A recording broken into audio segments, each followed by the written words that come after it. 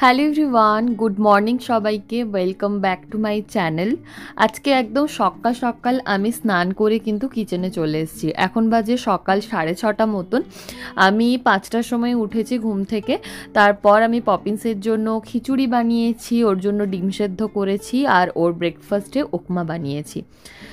তোড়জোড় দেখে তোমরা বুঝতেই পারছো যে আমরা কোথাও একটা বেরোচ্ছি। আসলে আমরা আজকে যাচ্ছি দীঘা। অনেক দিন কোথাও যাওয়া হয় না, আর প্রচণ্ড বেশি কাজের প্রেশারও এখন আমার অর্ঘের দুজনেরই বেড়ে গেছে।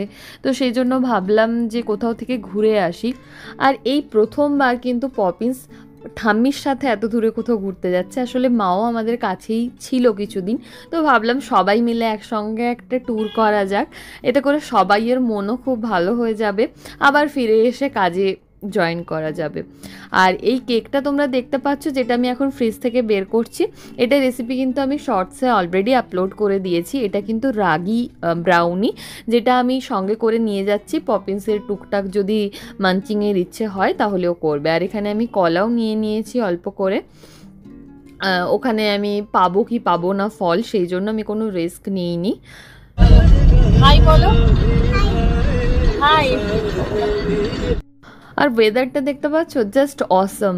এই ওয়েদারে শুধুমাত্র লং ড্রাইভ ছাড়া আর কিছু ভাবা যায় না।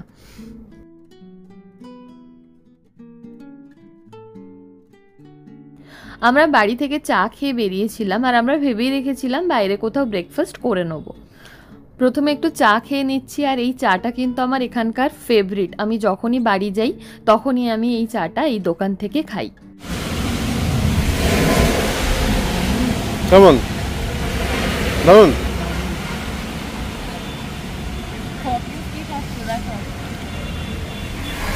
পপিস, তোমার কেমন লাগছে খেতে? ভালো লাগছে? হ্যাঁ বলে দাও। হ্যাঁ। ব্রেকফাস্টে আমরা খেয়েছি ব্রেড অমলেট। তারপরে আরেকবার চা খেতে খুব ইচ্ছে করছিল, তাই জন্য আর বড় কাপটা নয়, ছোট কাপে অল্প একটু চা খেয়েছিলাম। খাবে না? কেন, কি দেবো? না, একটা নিয়ে নাও। থালা হচ্ছে কেন? থালাটা আগে, চাটা খেয়ে নাও আগে, তারপর ওষুধ খাবে।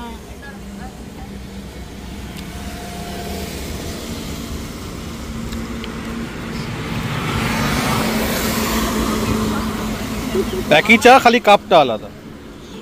একই চা, কাপটা আলাদা খালি।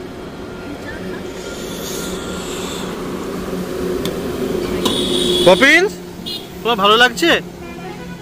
একটু বলে দাও, টাটা করে দাও, সবাইকে টাটা করে দাও। না কিছু হবে না। পপিন, বাবা সবাইকে টাটা করে দাও। এখানে দেখো, এরকম হাই করে দাও। হাই।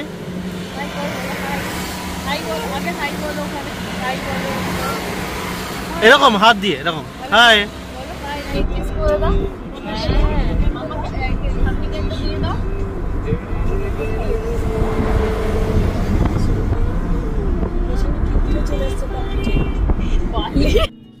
দূরে তোমরা দেখতে পাচ্ছ বাবা দাঁড়িয়ে আছে, বাবা এসছে দেখা করার জন্য।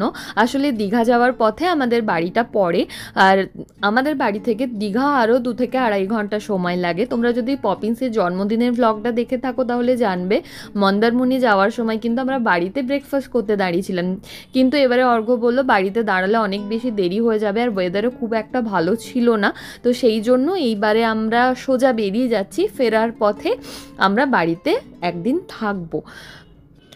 আর অনেক দিন পরে পপিন্স দাদানকে দেখেছে। ও ঠিক মানে চিনতে পেরেছে, কিন্তু মানে একটু লজ্জা লজ্জা মতন পাচ্ছিল বোধহয়, জন্য বাবার কাছে আসতে চাইছিল না, তাই বাবা দূর থেকেই ওর সাথে কথা বলেছে। আর গাড়িতে খাওয়ার জন্য বাবা এখানে 1 বস্তা চিপস দিয়ে গেছে। আসলে যাতায়াত মানে আসার দিন যাওয়ার দিন দুদিনের মিলে একসাথে দিয়ে দিয়েছে। আর দেখতে দেখতে দেখো আবার বৃষ্টি শুরু হয়ে গেছে। আর এই ওয়েদারে বসে বসে কি করব, কারণ পপিন্সও ঘুমিয়ে পড়েছে, আর অর্ঘ্য তো ড্রাইভ করছে, আর মা আর আমি দুজনে চিপস খাচ্ছিলাম। আর সামনে অর্ঘ্যকেও একটা কেটে দিয়ে দিয়েছি ওর পাশে, ও খাচ্ছে। আর বলতে বলতেই আমরা কিন্তু দীঘা ঢুকে গেছি। চলো তোমাদেরকে রুমটা একটু দেখিয়ে দিই, কারণ একটু পরেই লন্ডভন্ড করে দেবে পপিন্স।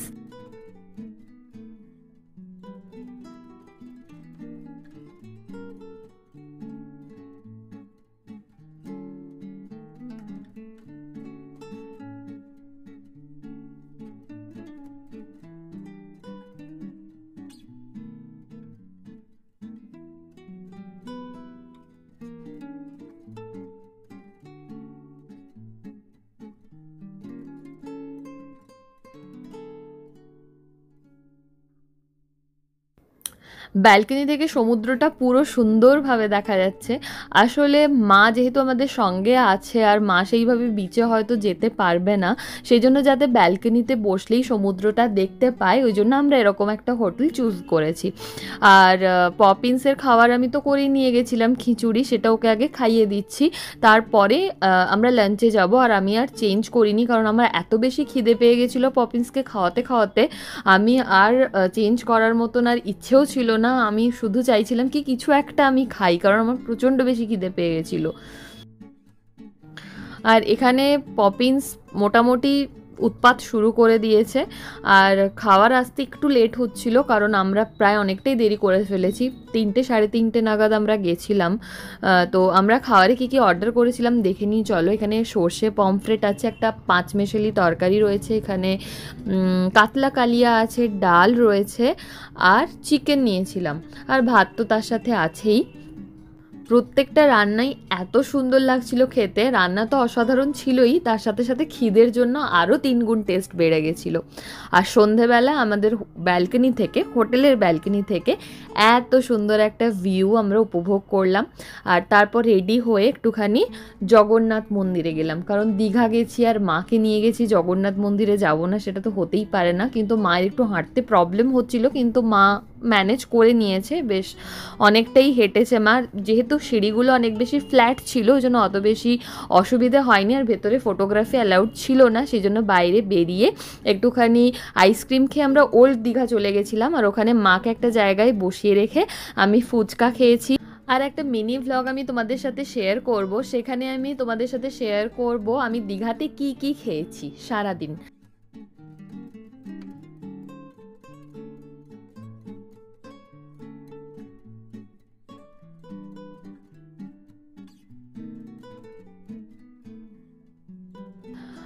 তো ওই দেখো দূরে মা বসে রয়েছে ওখানে, আর এখানে দারুণ হাওয়া দিচ্ছে, মা পুরো ফুরফুরে হাওয়া একদম এনজয় করছে। আর আমরা মুড়ি মশলা নিয়ে চলে গেছি, আর একটু পরে একটু চাও খেয়েছিলাম। আর হোটেলে ফিরে আর সেরকম কিছু খেতে ইচ্ছে করছিল না, কারণ এত ভুলভাল খাওয়া হয়েছে বিচে। আর মাও বললো আমিও আর রাতে কিছু খাবো না, মুড়ি খেয়ে পেট ভরে গেছে। আর পপিন্সের জন্য একটুখানি খিচুড়ি অর্ডার করেছিলাম, সেটাই রুমে দিয়ে গেল ওরা। এখন আমি পপিন্সকে একটু ফ্রেশ করাবো, নিজে ফ্রেশ হব, তারপরে ওকে খাওয়াবো। আজকের জন্য ভ্লগটা তাহলে আমি এখানেই এন্ড করছি। আশা করি ভ্লগটা দেখতে তোমাদের ভালো লেগেছে। যদি ভালো লাগে অবশ্যই আমাকে কমেন্ট করে জানিও কেমন লেগেছে। সবাই ভালো থেকো, সুস্থ থেকো, গুড নাইট।